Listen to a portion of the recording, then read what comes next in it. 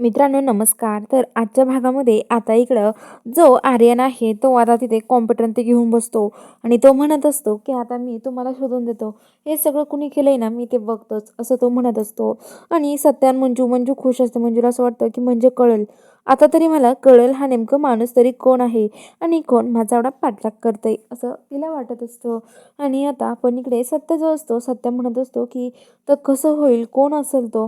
वाघमारे काळजी करू नका तुम्ही. सत्य मंजूजवळ जातो. मंजूच्या खांद्यावर हात ठेवतो आणि म्हणतो की वाघमारे तुम्ही काळजी करू नका. हो मी आहे ना तुमच्यासोबत. मग कशाला काळजी करताय तुम्ही? अहो काही काळजी करायचं काम नाहीये. मी आहे ना. टेन्शन घेऊ नका तुम्ही असं म्हणत असतो सत्या मंजूला. तर आता असं हात ठेवल्यावरती मंजूच्या खांद्यावरती आर्यनला खूपच राग येतो. तो म्हणतो की मी सोडणार नाही यांना. तर आता लगेच आर्यनला खूप राग येतो आणि तिकडे राग बघत असतो त्यांच्याकडे. तर आता सत्या जो असतो तो सत्या मंजूला समजावत असतो.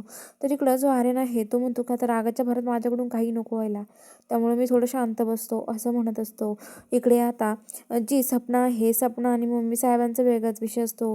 कारण की आता मम्मी साहेब म्हणत असतात की तो तिचा पहिला दिवाना असेल कोणीतरी अशी असणारे ते दोघं जण एकमेकाचे. त्यामुळंच आता तो माणूस कोण आहे ना हे कळणं आपल्याला. ते दोघी पण आता खुश झालेले असतात.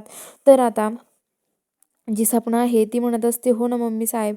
तर आता लगेच इकडं तो आर्यन तिथे बघत असतो तेवढ्यात तो इकडे तिकडे व्हायला लागतो. तेवढ्या त्याच्या तो जमा करायला लागतो कॉम्प्युटर ते ठेवायला लागतो. तेवढ्या त्याच्या ते दोन ह्याच्यामधून बंदूक खाली पडते. ती गन खाली पाडल्यावरती आता सगळ्यांना डाऊट येतो. आता सत्या आणि मंजू बघतात. तर आता सत्या आणि मंजू म्हणतात मग सत्य ते जातो लगेच. तो लगेच लपवायला लागतो. तेवढ्या सत्य त्याच्यावर जाऊन पाय ठेवतो आणि आता तो सत्याकडे बघतो. आता सत्याला त्यांना कळतं की नक्कीच हाच तो माणूस असणार आहे.